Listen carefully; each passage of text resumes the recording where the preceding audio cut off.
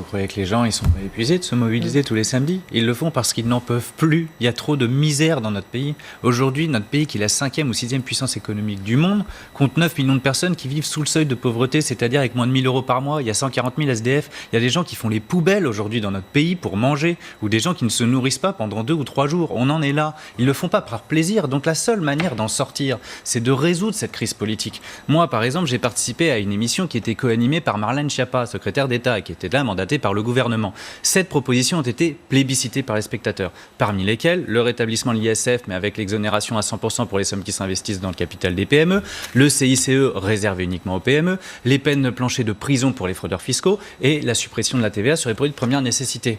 Bon, moi je vous fais un pari. Le pouvoir exécutif imprimera ces propositions, il en fera des belles boulettes de papier et il les jettera à la poubelle. Voilà comment ça va se terminer, parce que jusqu'à son dernier souffle, il défendra les ultra-riches dans ce pays.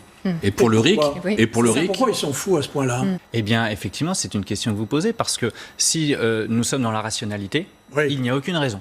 Parce que même le FMI, qui n'est pas tout à fait l'institution la plus communiste internationalement, avait rendu un rapport il y a 2 ans en disant plus les riches sont riches, moins la croissance est forte. Pourquoi? Parce qu'aujourd'hui, les riches, les très riches, ont accumulé tellement de richesses que, compte tenu de la valeur matérielle des biens de consommation, une fois qu'ils ont acheté 10 voitures de luxe, 5 villas, un yacht et un jet privé, que font-ils de leur argent, monsieur?